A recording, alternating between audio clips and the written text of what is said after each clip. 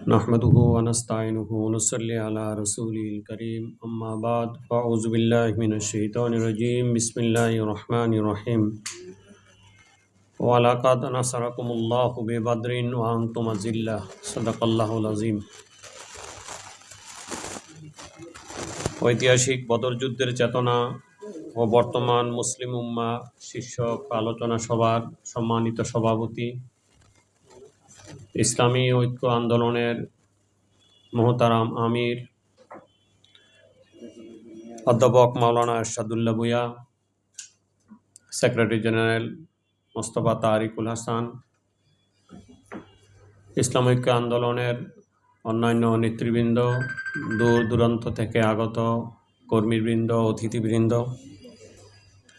আল্লাহ পাকের দরবারে অসংখ্য শুকরিয়া আদায় করি আলহামদুলিল্লাহ যে আমরা আজকের বর্তমান বিশ্বের প্রেক্ষাপটে খুবই অর্থবহ, গুরুত্বপূর্ণ, তাৎপর্যপূর্ণ, শিক্ষামূলক এই বদর দিবসে আমরা বদরের চেতনা শীর্ষক আলোচনা উপস্থিত হতে পেরেছি। ভারাক্রান্ত মন নিয়েই বলতে হয়, আমাদের দেশে যদি আজকে কোনো অবরোধ অথবা অন্যান্য হট্টগোল থাকতো, আমরা কিন্তু কেউ কেউ বাসায় নিভৃতে থাকতাম, ঝুঁকি নিয়ে ঢাকাতে আসতাম না। কিন্তু ধ্রুব সত্য যে আজকের দিনে বদর যুদ্ধে যেমন হয়েছিল এই রমজানে, আজকে মুসলমানই একটা রাষ্ট্র ইরান, জায়নবাদী ইসরায়েল এবং সাম্রাজ্যবাদী আমেরিকার রোষানলে তারা আজকে নিষ্পেষিত হচ্ছে।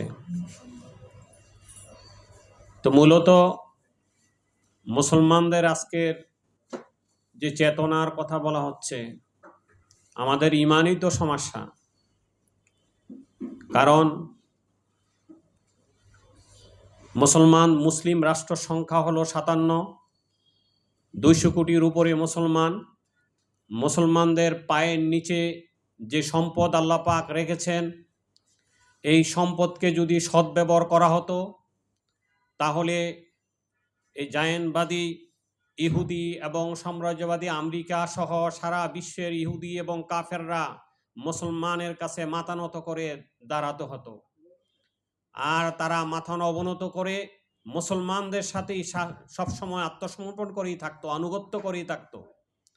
কিন্তু দুঃখের সাথে বলতে হয়, মুসলমানরা কোরআন হাদিস এবং শিক্ষা, তাহজিব, তামুদ্দুন এগুলো ভুলে গিয়ে, মুসলমানদের যে শিক্ষা রয়েছে তা ভুলে গিয়ে আজকে যাদের পায়ের নিচে এই অগণিত অজস্র সম্পদ রয়েছে, তাদের এই কোরআনের শিক্ষাকে ভুলে গিয়ে তারা আজকে বিলাসিতার জীবন গ্রহণ করে আজকে এই জয়নবাদী সাম্রাজ্য ইহুদিদের আনুগত্য করছে। এটা সম্পূর্ণ কোরআনেই তো আল্লাহ বলে দিয়েছেন, হে মোমেনরা, তোমরা ইহুদি এবং খ্রিস্টানদেরকে মুসলমান বন্ধুরূপে গ্রহণ করো না। কিন্তু আমরা তাই করছি। আমি সুধীবন্ধুরী হয়েছেন, অনেক আলোচক রয়েছেন, তারা আলোচনা শোনাবেন আপনাদেরকে, গুরুত্বপূর্ণ, প্রাণবন্ত, গুরুত্বপূর্ণ, তাৎপর্যপূর্ণ। আমি শুধু একটা কথাই বলতে চাই, আজকে যে বদরের যুদ্ধের প্রেক্ষাপট, আমরা যদি বদর দিবসটা, বদরটাই যদি আজকে ইরানের সাথে তুলে ধরি, তাহলে আজকে তো বদর চলছে এই মাহে রমজানে রাত্রেবেলা তারা কি করছে, এই ইরানে হামলা করে নারী পুরুষকে হত্যা করছে। শাহাদাতের তামান্না যে ইরানের বাসী, ইরানের মুসলমানরা সেই স্বাদ তাদেরকে আচ্ছাদিত করছে। দেখুন, কাপুরুষ ইহুদি এবং জায়নবাদী সাম্রাজ্য আমেরিকা কত কাপুরুষ, তারা রাত্রেবেলা প্রথম হামলাতেই 150-র উপরে শিশুদেরকে হত্যা করেছে। এটা সম্পূর্ণ মানবতা বিরোধী এবং গণহত্যার শামিল। সুতরাং আজকের দিনে আমাদেরকে শিক্ষা নিতে হবে, বদরের শিক্ষা, যে মুসলমানরা ইহুদির পা চাটতে পারে না। মুসলমানরা সিংহ জাতি, বাঘের জাতি, তারা ইহুদি এবং খ্রিস্টানদের আনুগত্য করতে পারে না। তারা শিক্ষা দীক্ষায় তারা অগ্রগামী অর্জন করতে হবে মুসলমানদেরকে। আবার নারা দিতে হবে। তাওহীদের পতাকা যদি এই শিক্ষা থেকে আমরা শিক্ষা নিতে পারি, বদর দিবস শিক্ষা নিতে পারি, তাহলে সেই সাহাবাদের যুগ আবার মুসলমানদের মধ্যে বিচরণ করবে। ওমা তাওফিকি ইল্লা বিল্লাহ, নাসরুম মিন্না ওয়া ফাতহুন করিম। আসসালামু আলাইকুম ওয়া রাহমাতুল্লাহি ওয়া বারাকাতুহু।